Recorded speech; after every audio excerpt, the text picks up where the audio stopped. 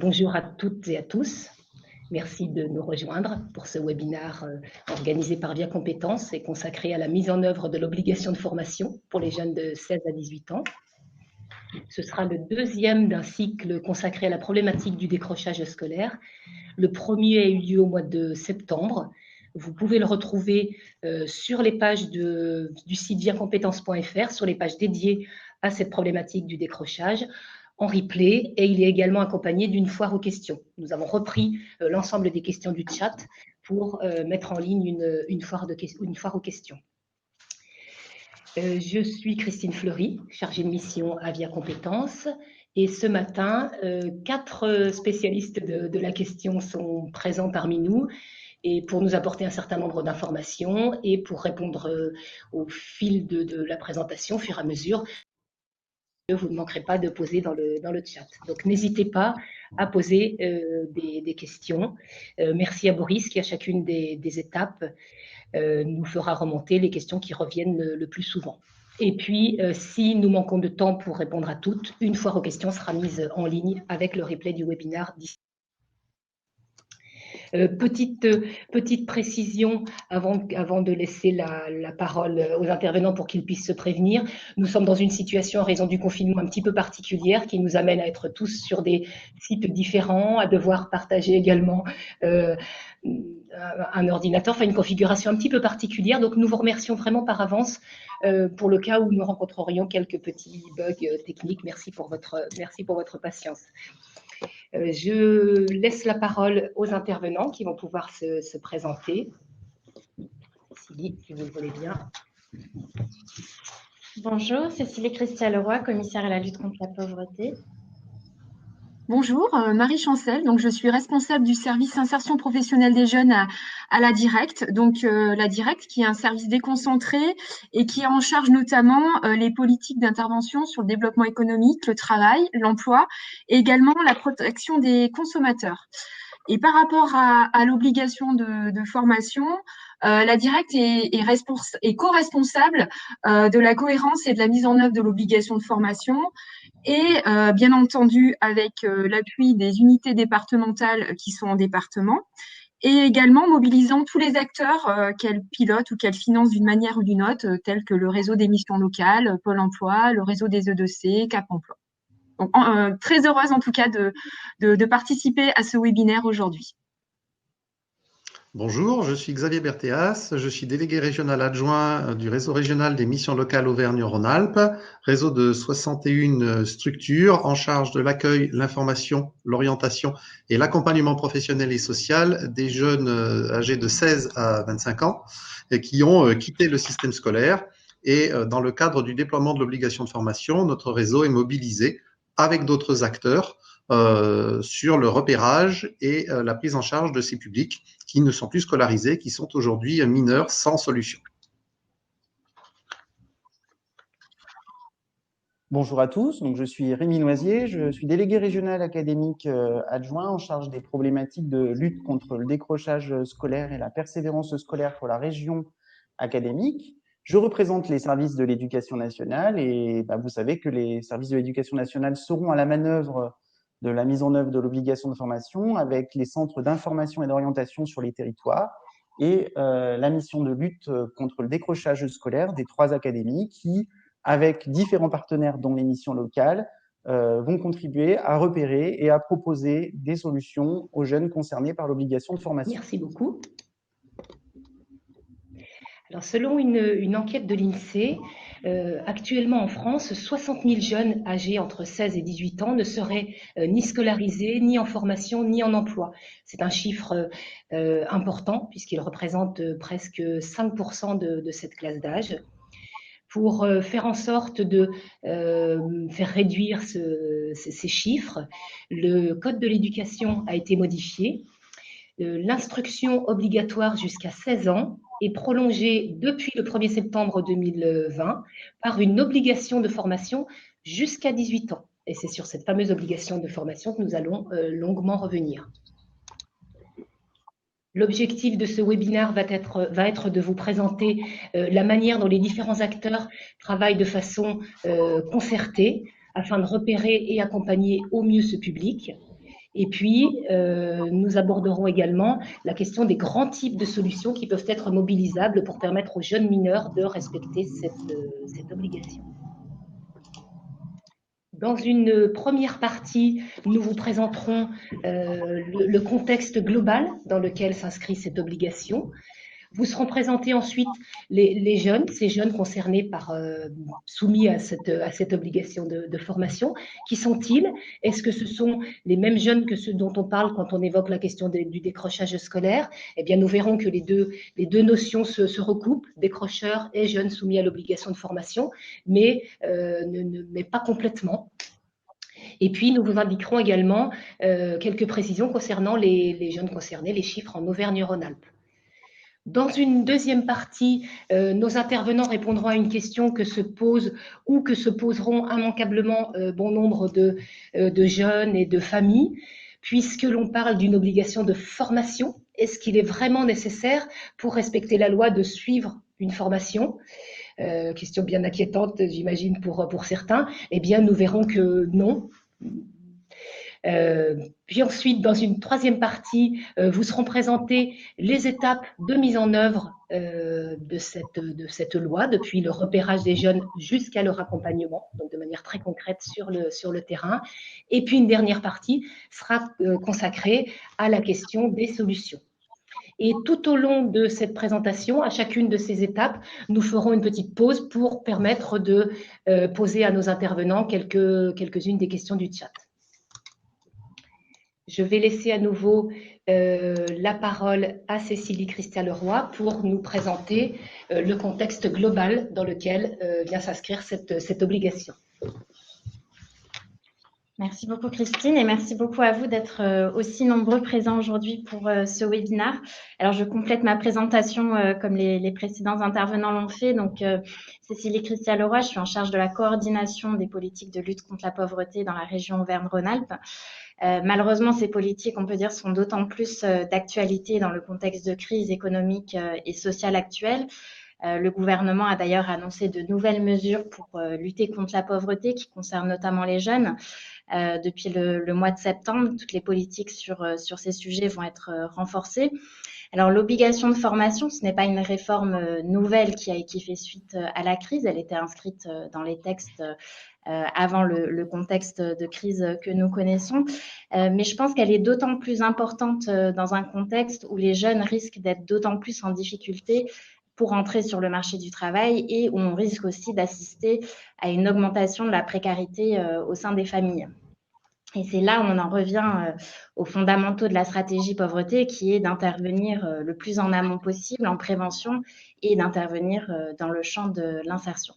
Alors, si on en revient à la réforme de l'obligation de formation, évidemment, vous êtes déjà nombreux à intervenir dans le champ du décrochage et du raccrochage. Il y a déjà beaucoup d'intervenants, de dispositifs qui existent.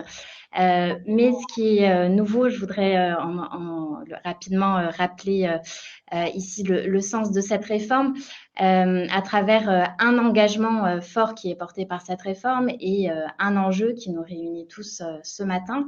Alors l'engagement d'abord, c'est qu'on affiche désormais publiquement qu'on doit trouver une solution pour tous les jeunes, ceux qui ont décroché récemment du système scolaire, mais aussi ceux qui ont décroché depuis longtemps. Et donc, c'est plutôt une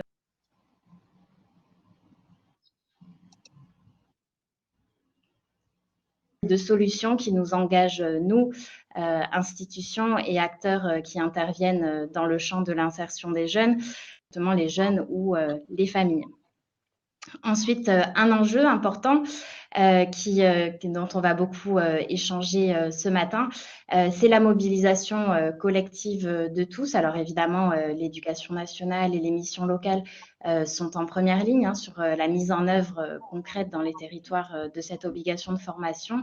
Mais ce qui sera important aussi, et mes collègues vous en parleront par la suite, c'est la mobilisation de l'ensemble des acteurs qui interviennent soit dans le repérage, soit dans les questions d'aller vers les jeunes et soit dans l'accompagnement des jeunes.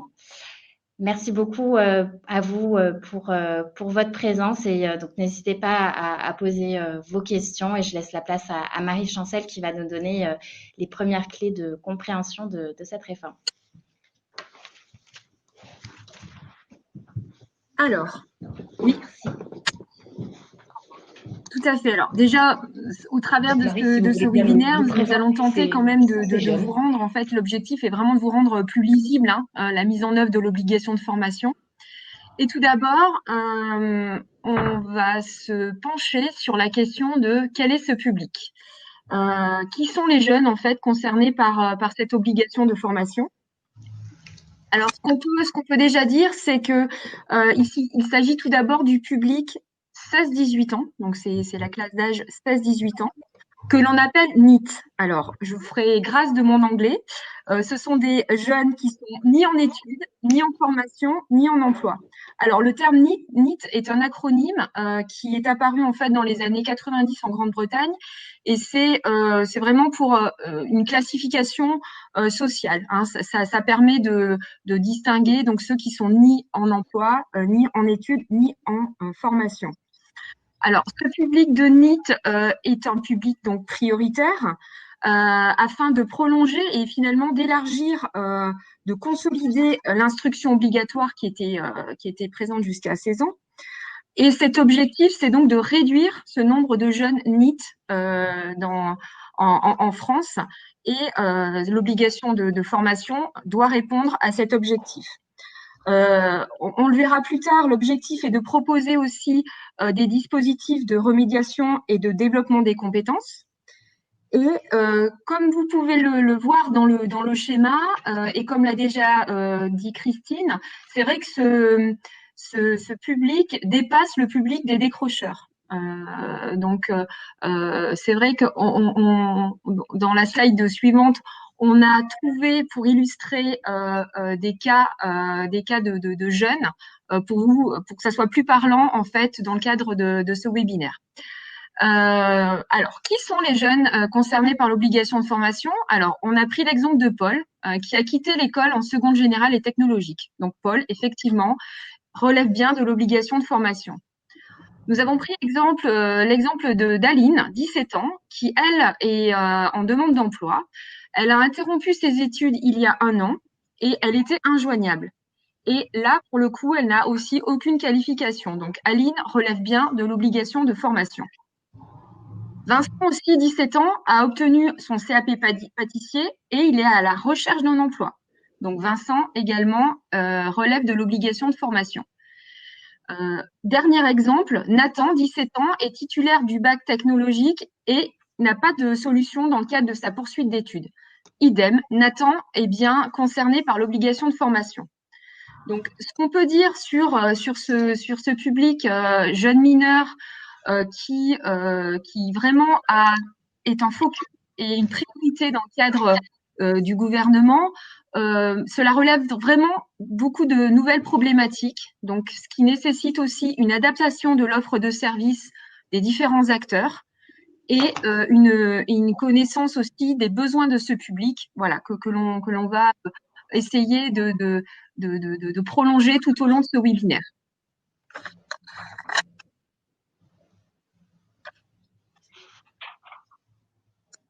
Alors, le public jeune mineur, comme il a été dit précédemment, représente à peu près 60 000 jeunes relevant de l'obligation de formation au niveau national. En région Auvergne-Rhône-Alpes, ce sont environ 10 000 jeunes qui sont concernés par l'obligation de formation. Et ce qu'on peut noter dans le cadre de la typologie de ces jeunes, c'est que la majorité est un public non qualifié. Donc, on a près de 68% de jeunes qui sont non qualifiés. Donc, on va dire un public encore plus vulnérable et plus en risque d'exclusion que des publics plus qualifiés.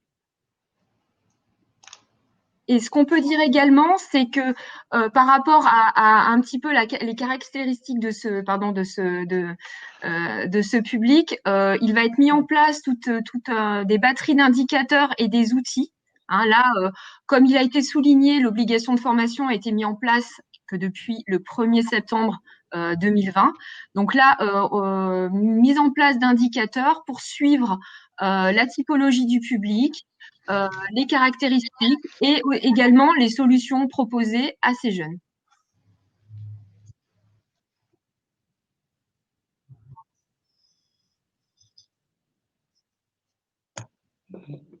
Voyons maintenant cette question, et je vois dans le chat que certaines personnes insistent sur les termes qui peuvent être effectivement trompeurs, cette dénomination obligation de formation qui peut prêter à confusion. Donc Marie va nous expliquer que effectivement il n'est pas tout à fait. obligatoire Alors, de suivre en préalable, pour ce être qu'il dans faut le dire, respect c'est de que la le loi. On leitmotiv, parle plutôt c'est d'une de ne obligation pas pas laisser les jeunes sans solution. Donc ça, c'est vraiment ce qu'il faut vraiment retenir. Donc, ce n'est pas une obligation de formation, mais bien une obligation finalement de solution. La loi, effectivement, prévoit pour chaque jeune entre 16 et 18 ans de pouvoir intégrer un parcours adapté à ses besoins. Donc ça, vous le retrouvez dans le décret du 6 août 2020 et dans l'instruction interministérielle du 22 octobre dernier. Et du coup, on peut noter que l'obligation est satisfaite et prend forme des formes diverses. Donc, en premier lieu, il y a le retour en formation finalement au sens strict, c'est-à-dire que le jeune poursuit sa scolarité dans un établissement scolaire, public ou privé. Et là, le jeune effectivement satisfait bien à son obligation de formation. Ou il peut également rentrer en apprentissage. Là aussi, c'est une solution permettant de répondre à l'obligation de formation. Le jeune également peut obtenir un emploi ou effectuer un service civique. Là c'est pareil. Et en dernier lieu, le jeune peut bénéficier d'un parcours d'accompagnement par les opérateurs du service public de l'emploi, alors type Pôle emploi, mission locale, Cap emploi, mais aussi, et on le verra aussi un peu plus tard en détail dans le cadre des solutions, peut suivre un parcours dans le cadre des écoles de la deuxième chance, des EPID, pardon, ou des structures réalisant des accompagnements sociaux ou médico-sociaux pour les jeunes mineurs ou adultes en situation de handicap. Et ce qu'on peut noter également, c'est que la seule exception possible à l'obligation de formation, c'est si le jeune a un problème de santé et ou un handicap. Donc, on le verra également plus tard, les missions locales sont chargées du respect de l'obligation de formation. Mais moi, ce que j'aimerais vraiment faire passer comme message, c'est que l'obligation de formation doit être vraiment vécue comme une chance et non finalement comme une contrainte. Donc, c'est un petit peu ce message-là qu'on doit faire passer aussi aux jeunes publics et aux jeunes que les acteurs ont en contact quotidiennement.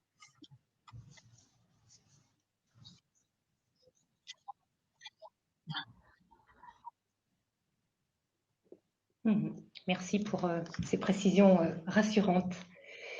Peut-être quelques questions du chat avant de passer à la partie suivante.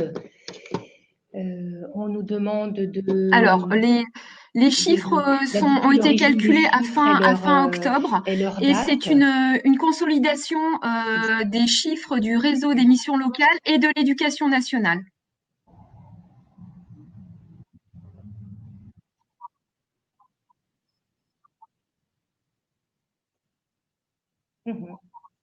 Une petite interrogation d'un participant également.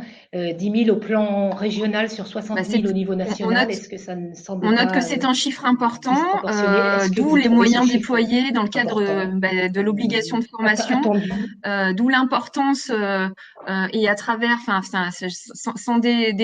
sans dévoiler ce que vont dire Rémi et Xavier, mais d'où l'importance du repérage, d'où l'importance de la coordination des acteurs, d'où l'importance aussi des solutions apportées, effectivement.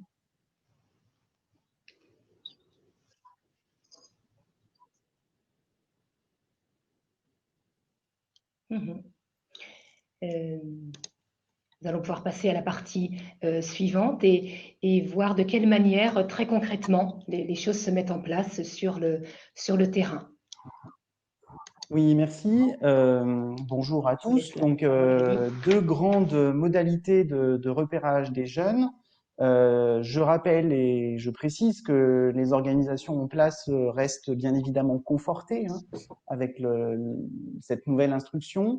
C'est bien la plateforme de suivi et d'appui aux décrocheurs co-animée donc par le directeur de CIO et le directeur de mission locale sous l'autorité du conseil régional qui met en œuvre l'obligation de formation au plan local. Et donc, on garde deux moyens d'identification pour les jeunes concernés. Donc, un repérage sur liste avec voilà, un système automatisé que je vais développer un tout petit peu plus loin et un repérage en temps réel, comme on pouvait le faire avec le public décrocheur. Donc sur la diapositive suivante, effectivement, je vais vous expliquer, j'ai essayé de vous expliquer simplement la manière dont les jeunes sont repérés sur liste. Donc c'est un système qui est assuré par l'État, par ce qu'on appelle le système interministériel d'échange d'informations, SIEI.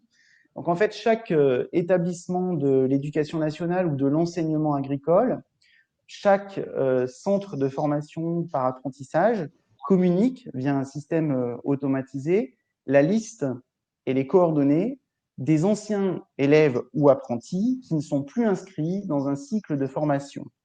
Voilà, donc c'est un système qui permet de croiser les informations avec le listing des missions locales pour aboutir à la liste des jeunes non retrouvés en formation.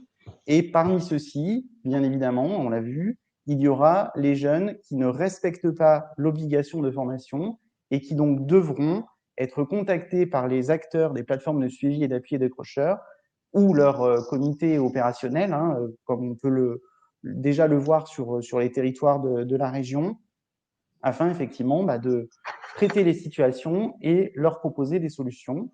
Ce à quoi, bien évidemment, on peut ajouter aussi des élèves qu'on verrait, ou des jeunes plutôt, qu'on verrait à l'instant T comme décrochés.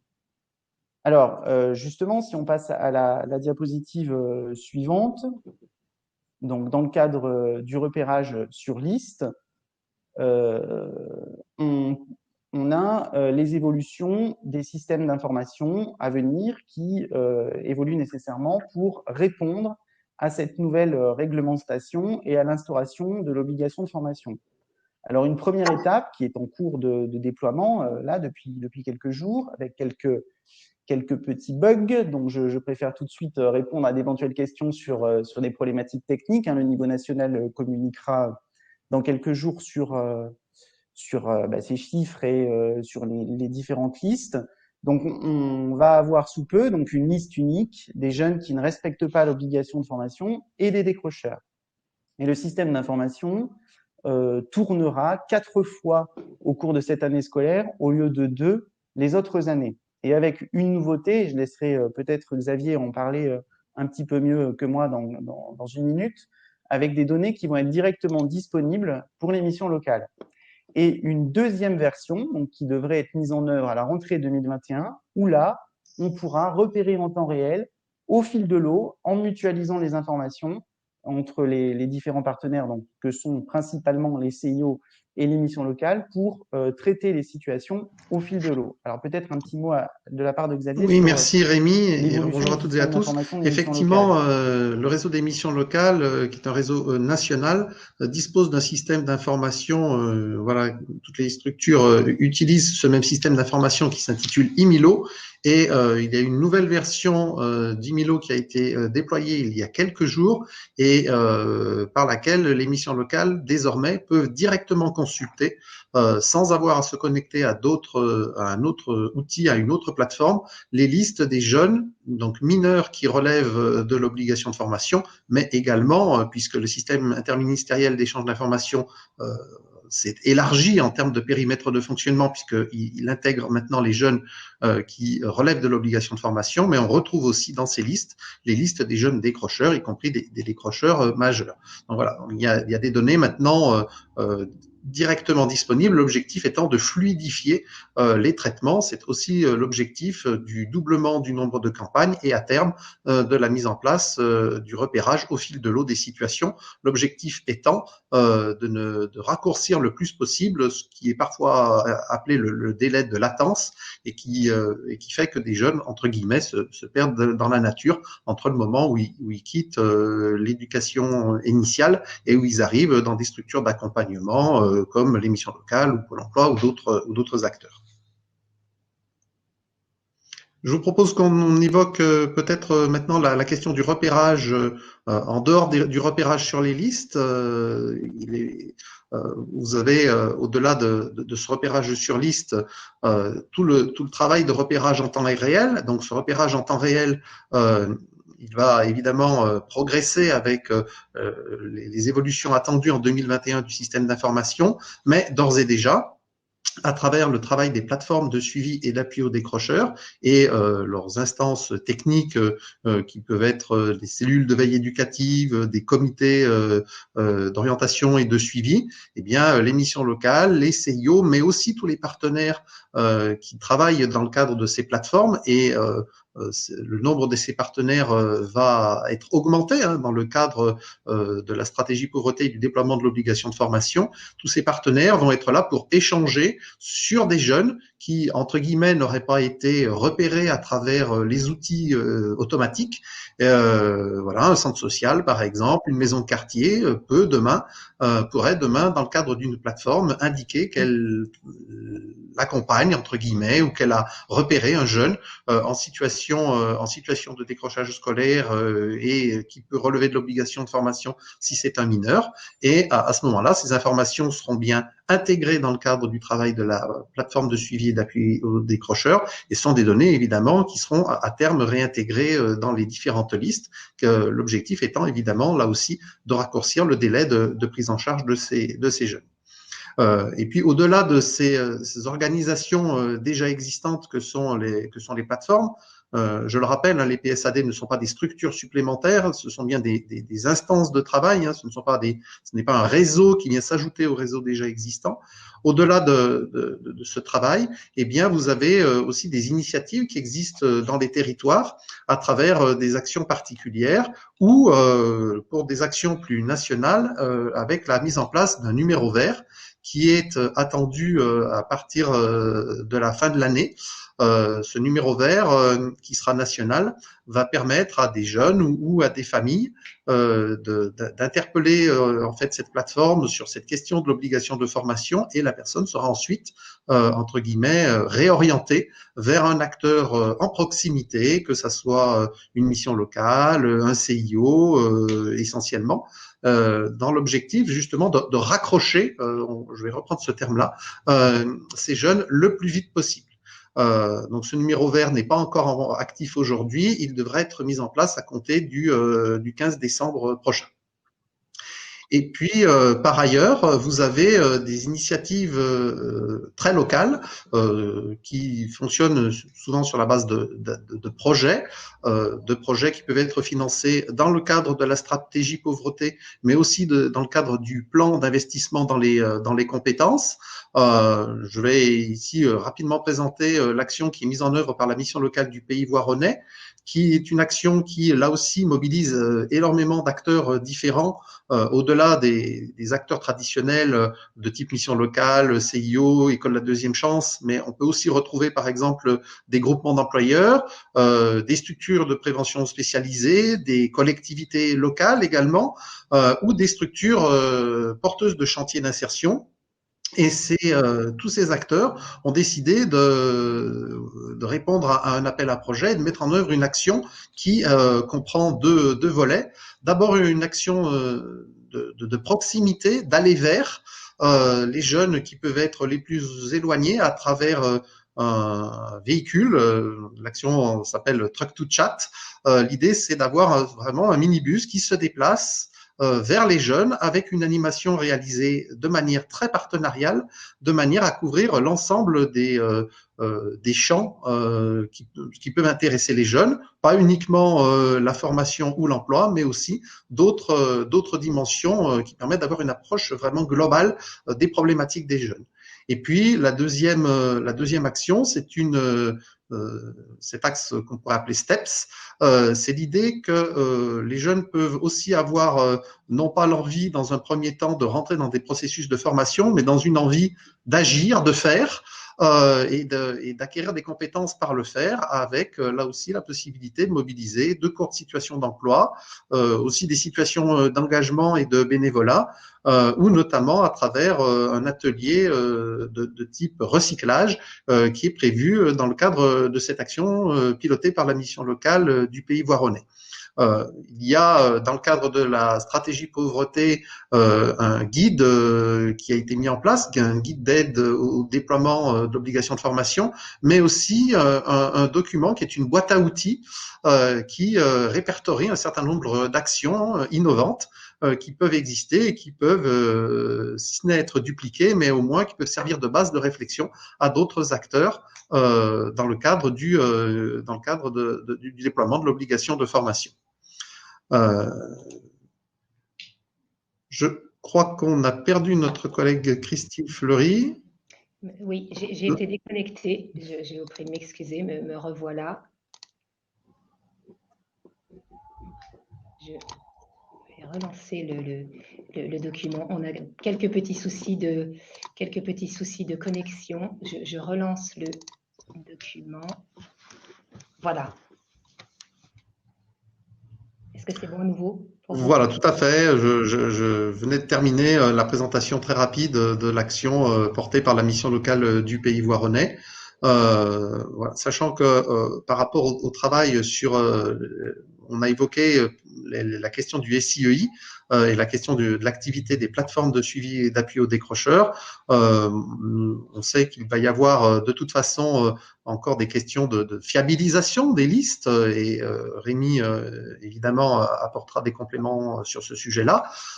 L'idée étant d'avoir un travail en amont des premières réunions de plateformes pour pouvoir bien vérifier la situation réelle en fait des jeunes.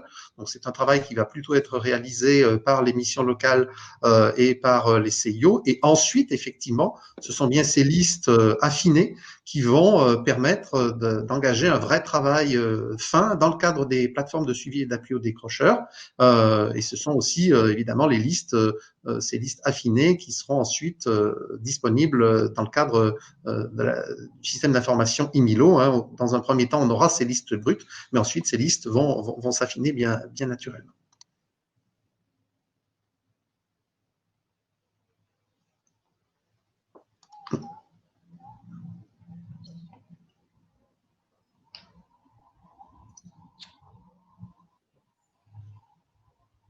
Je n'entends pas forcément quand vous me demandez de changer de slide, donc désolé s'il y a des petits temps de décalage.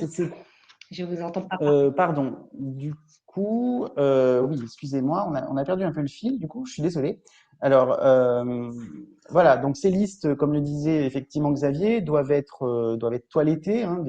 La priorité, ça va être aussi de repérer et de vérifier que les jeunes ne respectent pas l'obligation de formation, hein, comme effectivement on le faisait pour les non retrouvés. Il faut vérifier qu'ils sont effectivement décrocheurs.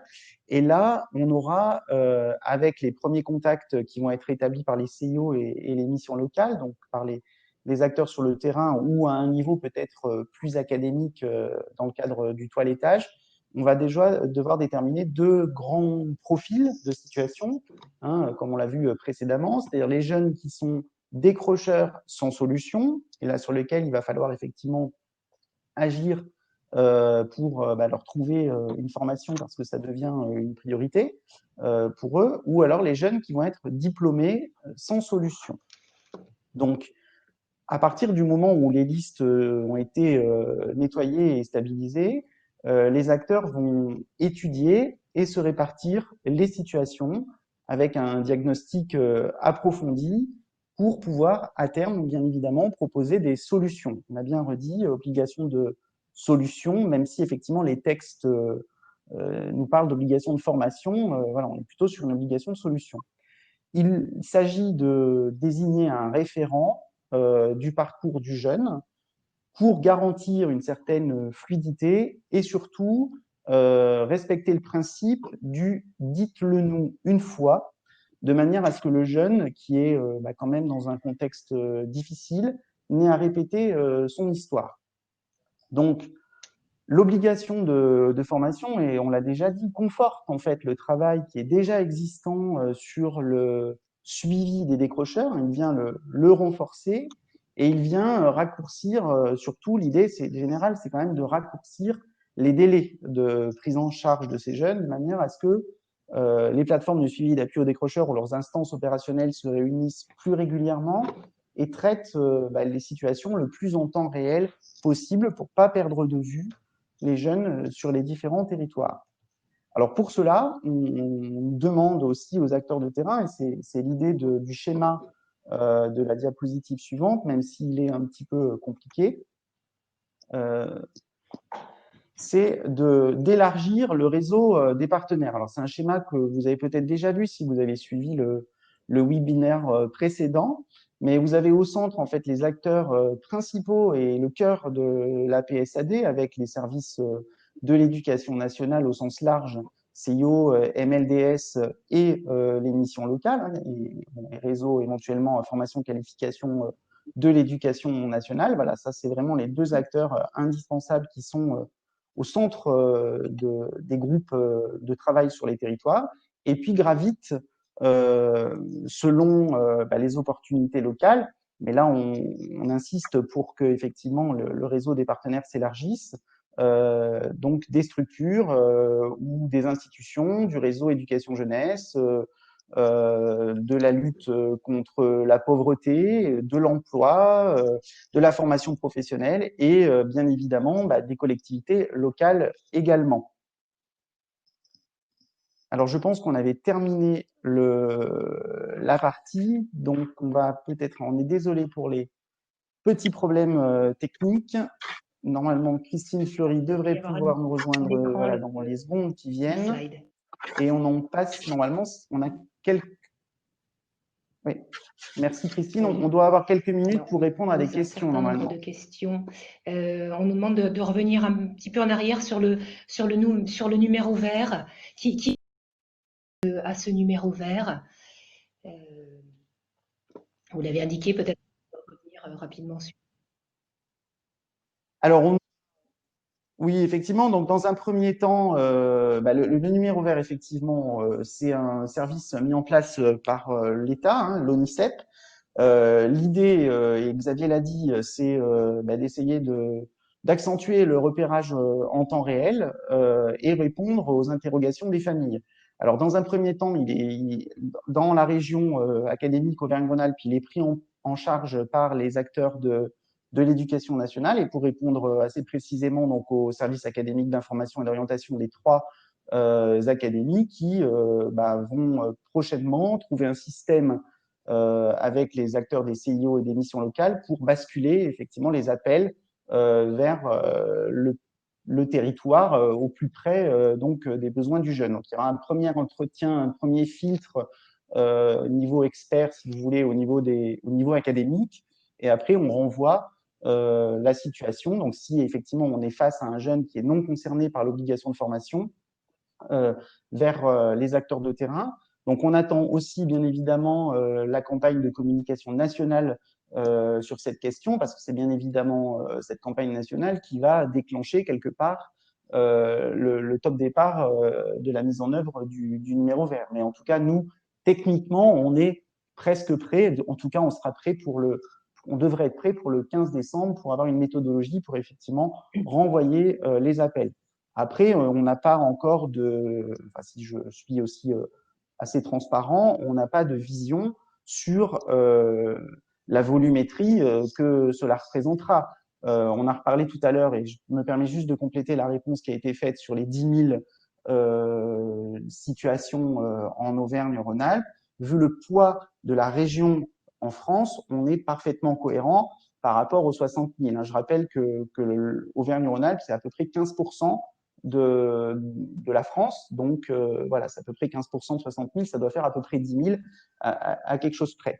Mais bon, normalement, ces 10 000 jeunes ne doivent pas nous appeler. On doit les repérer, donc à la fois sur les listes SCI et à la fois aussi en temps réel. Voilà, le processus d'appel du numéro vert est quelque part un processus complémentaire. Je vois également la question d'une structure, mais plusieurs peut-être se posent le même type de question, d'une structure qui accompagne des jeunes, et se pose la question de savoir dans quelle mesure est-ce qu'elle pourrait être concernée par l'élargissement des partenaires au sein des PSAD. Est-ce que, comment savoir si telle ou telle structure peut apporter sa contribution au fonctionnement d'une PSAD. Concrètement, comment doit procéder une structure qui se sent intéressée par cette problématique et souhaiterait être porteuse de solutions à destination des jeunes décrocheurs ou soumis à l'obligation de formation. Alors, on s'attendait bien, si je me permets de répondre, on s'attendait bien évidemment à avoir cette question. Donc, on l'a travaillé et on y reviendra dans la dernière partie. En fait, l'idée, c'est de vraiment tout reporter sur le territoire local, puisque en fait, c'est bien localement, avec la réunion de la PSAD et sa comitologie opérationnelle, que la solution va pouvoir être portée. Donc, si effectivement, c'est le représentant d'une association ou d'un dispositif qui peut apporter une solution, on l'invite à se rapprocher du directeur de CIO ou du directeur de mission locale de sa commune voilà, concernée. Et il y aura, je crois, à la fin du webinaire, un lien vers cette information. Et c'est bien vers ces acteurs-là qu'il faut se tourner. Après, ils peuvent se tourner vers nous si on est sur un plan plus de niveau régional. Mais je ne pense pas qu'on ait oublié d'acteurs de niveau régional, normalement, dans nos réunions de travail.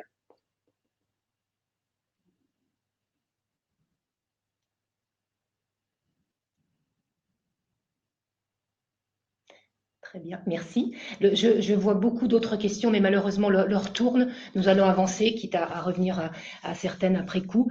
Et nous allons, je pense, la répondre à une des questions qui a été à plusieurs reprises posée, celle du non-respect. Alors, très concrètement, donc le principe, comme vous l'avez compris, c'est que l'obligation de formation, en fait, est une obligation à la fois d'engagement pour les acteurs de type CIO, mission locale et plus largement tous les acteurs qui peuvent être porteurs de solutions, mais c'est donc aussi une obligation pour le bénéficiaire et donc le jeune. Donc, dans un premier temps, c'est bien le jeune avec ses représentants légaux qui vont être sollicités pour participer à des entretiens.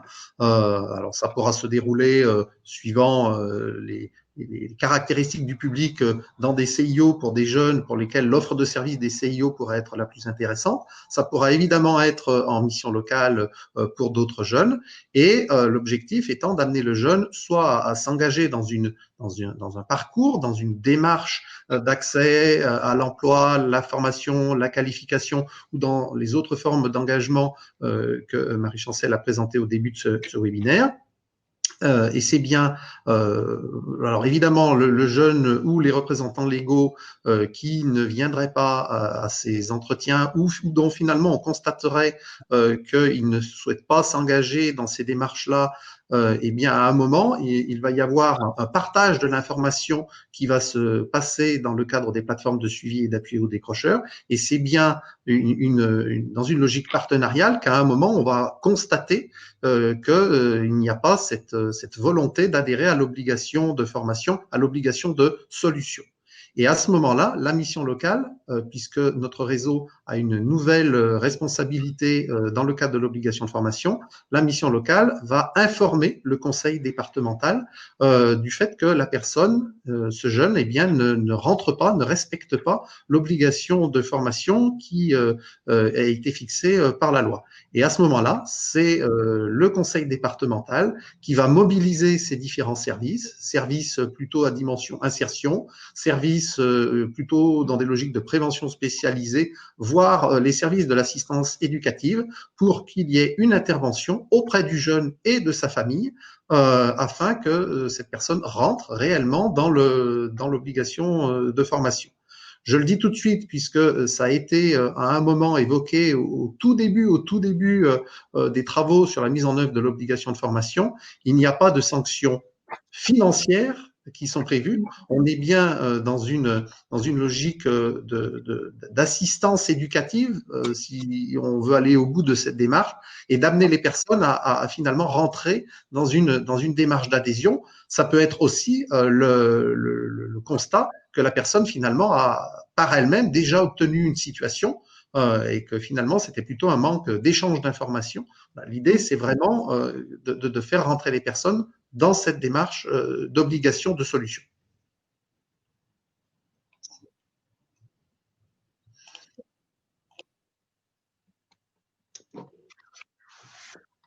Très bien. Nous allons maintenant passer à la dernière partie qui concerne les solutions, quelles solutions pour ces jeunes mineurs, et nous apporterons également un certain nombre de ressources qui vous permettront d'aller plus loin, parce que nous allons brosser faire un très rapide tour d'horizon sur ces solutions, mais nous vous guiderons vraiment sur des ressources qui peuvent permettre de les approfondir. Oui, alors merci Christine. Donc comme effectivement Christine nous l'a dit, on est sur un portrait forcément très rapide avec des grandes typologies entre guillemets de solutions. L'idée, c'est que le référent dont on a parlé tout à l'heure construit avec le jeune et son représentant légal un parcours qui peut combiner plusieurs solutions. La priorité, puisqu'il s'agit d'un public mineur, est bien évidemment de développer des compétences et des qualifications. Le but, c'est d'accéder à un diplôme, à une certification ou à un emploi. Donc pour cela, on a déjà tout l'arsenal des solutions de formation initiale et j'allais dire déjà en voie scolaire, que ce soit l'éducation nationale ou l'enseignement agricole, avec des possibilités de retour en formation, en voie générale, en voie technologique ou en voie professionnelle, dans un établissement scolaire, donc principalement, bien évidemment, un lycée vu l'âge des jeunes concernés, et avec possibilité aussi de parcours pédagogiques personnalisés. Je cite bien évidemment toutes les actions des missions de lutte contre le décrochage scolaire avec les différentes plateformes d'insertion qui sont présentes dans quasiment tous les bassins de formation et qui justement permettent aux jeunes de travailler sur des compétences et un projet pour déboucher ensuite sur une solution de formation en voie initiale par apprentissage ou par voie scolaire. Nous avons aussi, pour des jeunes qui seraient décrocheurs depuis plus longtemps, des solutions de retour à l'école. Donc, je cite en région Auvergne-Rhône-Alpes les lycées Nouvelle Chance, où les académies se sont aussi dotées de structures type micro-lycée, donc qui assure un retour en formation. Ce retour en formation peut bien évidemment se faire sous un autre rythme, et je pense là à l'apprentissage ou alors à des formations sous statut de stagiaire de la formation professionnelle, comme les E2C présents aussi sur les territoires de notre région. Et on a un certain nombre de dispositifs alors nouveaux, mis en place depuis peu, qui sont par exemple les dispositifs de prépa-apprentissage qui permettent d'accompagner les jeunes donc, vers une solution d'apprentissage.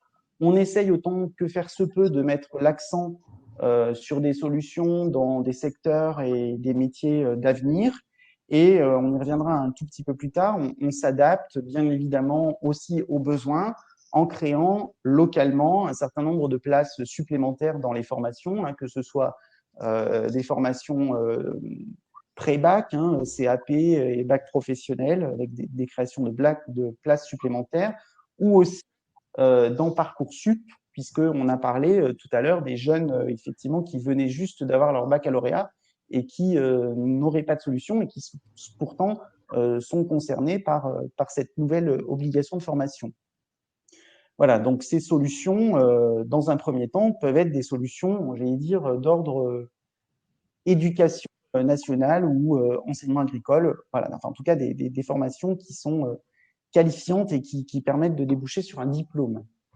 Oui, Alors, je laisse peut-être la parole comme il à a été Xavier mentionné sur les solutions au début de ce d'accompagnement. webinaire, il y a toutes les situations qu'on pourrait qualifier d'actives, où les jeunes vont être dans des situations effectivement de type retour en formation, de type accès à l'emploi, mais à la fois le décret et l'instruction interministérielle, la circulaire interministérielle précise bien que les dispositifs d'accompagnement et notamment ceux mis en œuvre par les missions locales permettent aux jeunes de respecter leurs obligations de formation. Très concrètement, en mission locale, le cadre habituel d'accompagnement des jeunes est le parcours d'accompagnement contractualisé vers l'emploi et l'autonomie, le PACEA, avec une modalité très renforcée qui est la garantie jeune. Donc voilà, les jeunes à un moment peuvent évidemment arriver en mission locale en n'ayant pas un objectif ou une idée très précise de ce qu'ils souhaitent faire. On est sur des jeunes mineurs, hein, puisque l'obligation de formation entre guillemets, cesse au premier jour des 18 ans. Les jeunes, donc, ils vont rentrer dans une démarche à travers leur inscription dans le cadre du PACEA, avec, pour un certain nombre d'entre eux, ceux qui respectent les critères prévus par les textes, des entrées possibles dans la garantie jeune. Mais ils vont aussi avoir la possibilité de mobiliser les autres mesures, outils, dispositifs existants. Rémi en a cité quelques-uns et notamment les écoles de la deuxième chance. Ça peut être aussi le réseau des écoles de production. Ça peut être aussi les outils développés par les armées tels que le service militaire volontaire par exemple ou l'établissement public d'insertion dans l'emploi. Et puis plus récemment, toujours dans le cadre de l'obligation de formation, l'AFPA est porteuse d'un programme particulier qui s'appelle la Promo 16-18, qui permet notamment de remobiliser les jeunes sur une durée relativement intéressante, dans l'objectif de ensuite leur permettre d'accéder à d'autres étapes dans leur parcours, puisque pour ces jeunes qui peuvent, pour un certain nombre d'entre eux, être déjà durablement éloignés de l'emploi ou de la formation, eh bien, il y a une nécessité d'avoir un peu de temps pour reconstruire les différentes étapes de parcours. Mais voilà, en mission locale, un jeune qui rentrera dans le cadre de l'obligation de formation pourra le faire en s'inscrivant dans le cadre du PACEA. Évidemment, il y aura une forme de contrôle et de suivi à exercer. Ce n'est pas le simple engagement dans le PACEA qui sera suffisant. Il y aura évidemment la question de la régularité des rendez-vous et des entretiens qui pourront se réaliser avec des conseillers. Et je vais passer la parole à Marie Chancel pour les solutions plutôt nouvelles ou renforcées dans le cadre notamment du plan Un jeune, une solution. Oui, alors comme vous l'avez vu, comme l'a expliqué Rémi et Xavier, un panel de solutions pour ce public mineur, donc 16-18 ans, qui est quand même déjà très, très dense. Mais en raison de la crise sanitaire voilà, que l'on connaît actuellement, effectivement, le gouvernement a quand même souhaité mettre en place, dans le cadre du plan de relance, un plan qui s'adresse spécifiquement aux jeunes, avec des coups de pouce financiers très importants sur 3 aspects. Donc, il y a l'entrée dans la vie professionnelle, hein, qui est un premier axe. Deuxième axe, c'est orienter et former les jeunes. Et un troisième axe, c'est l'accompagnement des jeunes dans l'emploi pour leur construire un parcours un peu sur mesure. Donc vraiment, c'est sur ces 3 axes-là que le plan Un jeune, une solution est fondé. Et alors juste pour vous rappeler, hein, le plan Un jeune, une solution au niveau national, c'est près de 6,5 milliards d'euros qui est mis à disposition. Et c'est vrai que à travers ce plan, on peut découvrir soit des solutions qui sont renforcées, donc des solutions qu'ont déjà cité Xavier et Rémi, comme par exemple le renforcement de la mise en œuvre de la garantie jeune par les missions locales, le renforcement de l'accompagnement intensif des jeunes par Pôle emploi. Mais on a également aussi un renforcement, par exemple, du nombre de services civiques. Alors, le service civique qui est quand même un engagement volontaire de la part du jeune, hein, l'engagement qui est quand même quelque chose d'assez fort, et au service de l'intérêt général pour développer ou acquérir de nouvelles compétences. Donc ça, des moyens supplémentaires sont mis.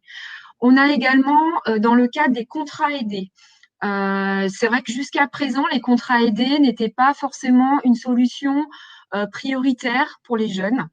Et là, dans le cadre de ce plan de relance, on a à disposition des plans, un contrat aidé spécifique jeunes, côté marchand et côté non marchand. Et c'est vrai que c'est quand même un outil d'inclusion avec un triptyque qui est quand même l'emploi, la formation et l'accompagnement. Donc aussi une solution très importante pour ces jeunes.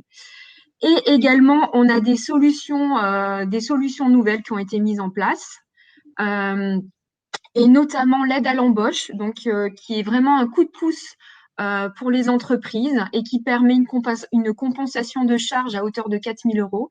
Donc, qui permet d'embaucher des jeunes sur cette séquence-là. L'aide à l'embauche donc doit se terminer au 31 janvier. À ce stade, on n'a pas encore d'informations sur une continuité éventuelle. Mais bon, ce sont des informations que nous pourrons vous transmettre au fil de l'eau. Xavier l'a déjà évoqué, on a aussi la promo 16-18 qui fait vraiment partie du plan de relance. Et tout ça pour vous dire que l'État met quand même massivement des moyens pour accompagner les jeunes, mais pas que les jeunes 16-18 ans, puisque toutes ces solutions vont bien au-delà de ce public spécifique dont on parle aujourd'hui. Mais en tout cas, moi, ce que j'aimerais faire passer aussi comme message, c'est que l'obligation fait bien partie de ce plan de relance et bien une réponse, en tout cas, aux difficultés que les jeunes rencontrent actuellement, notamment dans ce contexte, on va dire, vraiment inédit de crise sociale, de crise économique aussi. Donc voilà, il y a quand même beaucoup de solutions qui sont à disposition. Et là, je laisse la parole à Rémi.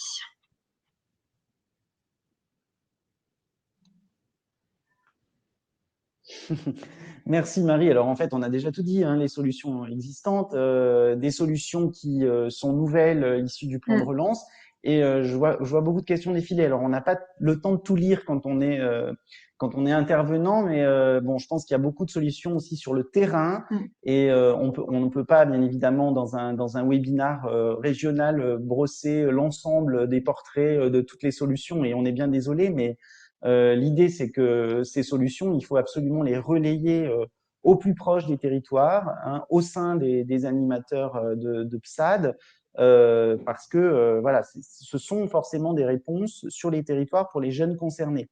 Et donc, il y a aussi probablement des solutions nouvelles à construire en profitant des appels à projets et des opportunités que vous pouvez avoir sur le terrain. Donc, voilà, nous, on vous invite vraiment à prendre contact avec les co-animateurs des plateformes de suivi et d'appui aux décrocheurs si vous êtes porteur de solutions locales.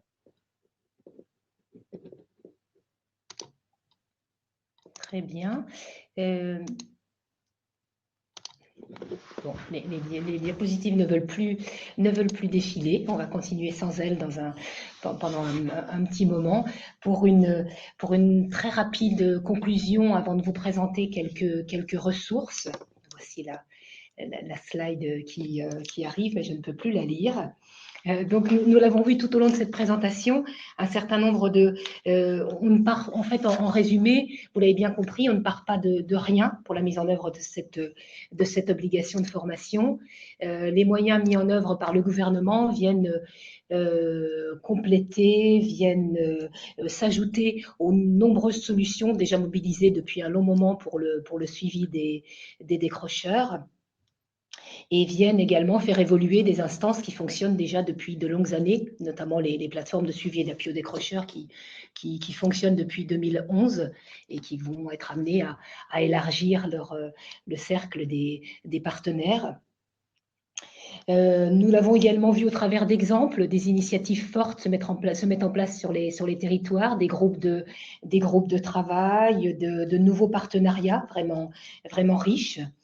Et puis, bien évidemment, la possibilité et même l'invitation à innover directement sur les territoires en fonction des besoins locaux. Madame la commissaire à la lutte contre la pauvreté nous l'a expliqué tout à l'heure. Un pilotage régional spécifique est mis en place pour le déploiement de cette obligation de formation, et elle comporte des déclinaisons départementales, locales, auxquelles un certain nombre d'entre vous seront bien sûr forcément associés. Et puis, nous l'avons compris, un gros travail de communication et d'information à destination des familles, bien sûr, reste à faire.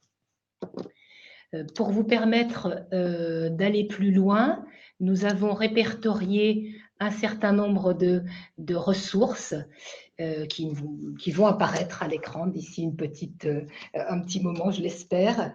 Donc des ressources qui sont maintenant, je pense, en téléchargement. Je pense que le support de présentation doit être maintenant disponible au téléchargement, et donc tous ces liens de ressources seront cliquables. S'il ne l'est pas, je pense qu'il va arriver dans les minutes à venir. Donc, nous avons répertorié des ressources à destination des professionnels, notamment le guide de déploiement, guide d'accompagnement au déploiement dans les territoires, qui est mis en œuvre et qui sera vraiment diffusé très largement à destination plus particulièrement des missions locales et des CIO. En termes de présentation de solutions, présentation concrète de solutions, vous connaissez peut-être déjà, puisqu'il est en ligne sur le site de Via Compétences depuis un certain temps déjà. Il est le résultat du travail d'un groupe multipartenarial d'Auvergne-Rhône-Alpes qui a permis la réalisation et la mise en ligne de fiches descriptives, de mesures de droit commun, mais également de solutions d'accompagnement proposées par différentes structures à destination des jeunes, et il comporte également la possibilité d'accéder à un certain nombre de contacts locaux. Il va être régulièrement mis à jour et complété grâce aux différents dispositifs mis en œuvre dans le cadre de l'obligation de formation. Il est complété par la boîte à outils de l'obligation de formation, qui fait partie du gros package du guide de déploiement de l'obligation de formation, donc qui, elle aussi, cette boîte à outils reprend un certain nombre de dispositifs nationaux, mais elle comporte également une partie méthodologique, notamment pour les professionnels qui souhaiteraient mettre en œuvre au niveau d'un territoire en particulier, au niveau d'une plateforme de suivi de décrocheurs, mettre en œuvre une cartographie qui permettrait de répertorier vraiment l'ensemble des solutions locales. Donc, dans cette boîte à outils, vous trouvez un guide méthodologique pour le développement de ce type de cartographie. La boîte à outils du programme Avenir en main 16-18 de l'Union nationale des missions locales regroupe et puis sera elle aussi bien sûr amenée à s'étoffer. On regroupe un certain nombre de fiches descriptives, de programmes d'animation, de mobilisation de jeunes mineurs qui ont été expérimentés dans un certain nombre de missions locales de diverses régions de France et qui sont mises à disposition de tous pour que toutes les autres missions locales qui le souhaitent puissent les expérimenter et à leur tour venir alimenter cette boîte à outils. Sur le site de Via Compétences dédié aux professionnels, mais disponible également au public, l'annuaire offre de formation en ligne, Ophélie, qui répertorie pour l'ensemble de la région Auvergne-Rhône-Alpes l'offre de formation initiale, continue et d'apprentissage. Donc, il peut être vraiment un outil intéressant aussi bien pour le public que pour un professionnel en recherche de solutions, de formation qualifiante, préqualifiante, de formation initiale, d'organismes pour suivre un prépa apprentissage, par exemple. Et puis, comme on vous l'a indiqué tout à l'heure, nous avons mis un lien vers les coordonnées des co-animateurs de PSAD pour que les structures porteuses de solutions puissent se mettre en contact direct avec les co-animateurs de PSAD de leur territoire. Voilà. En ce qui concerne le public jeune, bien évidemment, le site de Via Compétences dédié au public famille et jeunes, orientation-auvergne-rhône-alpes.fr, qui d'ores et déjà comporte un grand nombre de ressources qui permettent de s'informer sur les métiers, les filières d'études, de réfléchir à l'élaboration d'un projet. et ce site qui sera complété dans les mois à venir par un certain nombre de publications plus nombreuses à destination des familles et des jeunes spécifiquement axées sur cette question de l'obligation de formation, comment la remplir ou trouver des solutions. Voilà, une aide à la lecture de toutes les informations qui seront nombreuses et qui arriveront de toutes parts. Donc, Via Compétences va vraiment jouer son rôle d'ensemblier de toutes ces informations et de simplification des informations pour le public. 2 moteurs de recherche qui sont le pendant en fait des moteurs de recherche et des répertoires. Pardon, le diaporama avance tout seul. 2 moteurs de recherche, un qui s'appelle Un jeune, une solution, qui est mis en ligne par le ministère du Travail et qui permet à un jeune, par le biais de filtres, en fonction de son âge et des projets, d'accéder à un certain nombre de présentations de dispositifs qui peuvent lui être utiles. Désolée, on n'est pas sur la bonne slide, mais ça ne fonctionne pas tout à fait comme on pourrait le souhaiter. Une autre plateforme également intéressante, c'est la plateforme qui s'appelle Un jeune, une solution, qui comporte 2 types d'accès, un accès pour les jeunes et un autre pour les employeurs. Et selon le cas de figure dans lequel on se trouve, jeune ou employeur, on peut soit alimenter la plateforme, un employeur pourra alimenter la plateforme par le biais en y inscrivant des offres d'emploi, des offres de contrats d'apprentissage ou en mettant en ligne un événement, par exemple un job dating ou un événement, une réunion d'information sur le service civique ou sur un autre dispositif. Et le jeune, en parallèle, pourra s'inscrire à ces différents événements ou répondre à ces offres. Donc, vraiment un travail en fait de part et d'autre, à la fois pour les employeurs et pour les jeunes. Et donc, des moteurs de recherche vraiment avec plusieurs clés d'entrée. Le site ONICEP Ma Seconde Chance se situe dans la même lignée d'information et de présentation de dispositifs. Il est intéressant aussi parce que les jeunes peuvent y trouver des témoignages d'autres jeunes dans la même situation qu'eux et avoir accès à des contacts locaux en direction de professionnels à même de les accompagner. Donc, une large gamme d'outils. Dans les actions à venir, eh bien, cette campagne de communication destination du public et des professionnels qui est en cours et qui va se poursuivre. La fameuse plateforme avec le numéro vert dont on vous a parlé. Et puis, du côté de Via Compétences, vous le verrez dans le programme du plan de professionnalisation 2021, un cycle de webinaires sur le décrochage scolaire qui continue, avec notamment des focus un peu plus précis et plus concrets sur vraiment des solutions de terrain. Nous nous dépêchons parce que nous avons dépassé l'horaire, mais on est autorisé à dépasser de quelques minutes. Vous allez recevoir, ou vous l'avez peut-être déjà vu passer en ligne, un questionnaire d'évaluation qui va porter plus précisément sur les aspects techniques. Et cet après-midi, vous recevrez un 2e questionnaire d'évaluation, propre cette fois à Via Compétences. Donc, merci de prendre le temps d'y répondre. Vos retours sont vraiment importants pour nous. Et puis, vous allez retrouver d'ici quelques jours en ligne, le document a disparu. Vous allez retrouver d'ici quelques jours en ligne le replay de ce webinaire, accompagné de la foire aux questions sur laquelle nous allons travailler dès aujourd'hui, puisque nous nous en excusons. Il y avait énormément de questions, on n'a pas eu le temps d'y répondre, mais 1 heure, c'est vraiment très, très court. Mais bien évidemment, nous répondrons à ces questions du chat. Et si nous n'y répondons pas en direct, nous nous engagerons à y répondre par la suite sur le site. Voilà, je remercie vivement les intervenants pour leur présentation très, très précise et leur grand apport d'information. Merci à vous dans le chat pour votre participation active, pour vos très nombreuses questions. On espère avoir répondu à vos attentes. Merci à mes 2 collègues dans le chat. Merci également aux collègues de Via Compétences de la cellule communication, de la cellule web et de la cellule professionnalisation qui ont aidé à la réalisation de ce webinaire. Et pour info, vous le voyez cette fois à l'écran, le plan de professionnalisation 2021 de Via Compétences va sortir d'ici quelques jours, tout début décembre. Il comporte de nombreuses nouveautés, n'hésitez pas à le consulter.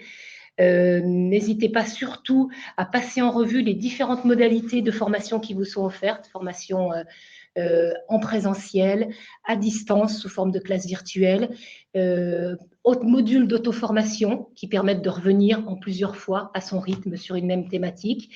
Et puis, une nouveauté également, la possibilité de participer à des formations sur un mode multimodal, c'est-à-dire associer de l'auto-formation à une classe virtuelle et à une journée en présentiel. Donc tout ça sur une même thématique pour aborder les angles d'attaque et les façons de travailler. Voilà, je ne sais pas s'il nous reste un petit moment peut-être, mesdames, messieurs les intervenants, pour reprendre quelques questions ou si vous le souhaitez. Je crois que beaucoup de personnes se demandaient sur le public 16-18 ans, jusqu'où allaient les 18 ans. Donc, en fait, les textes disent jusqu'au 18e anniversaire du jeune. Voilà. Donc, j'espère que c'est une précision qui aura répondu aux nombreuses questions des structures qui se sont connectées ce matin. Alors, encore une fois, ne soyez pas frustrés par nos non-réponses.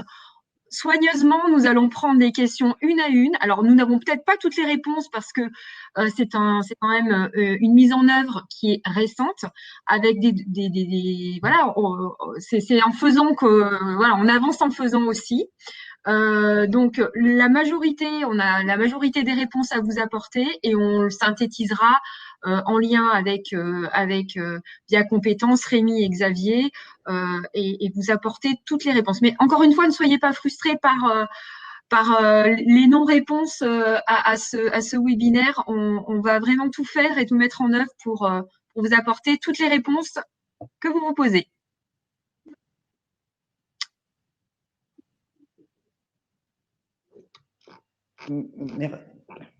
Merci beaucoup pour votre participation.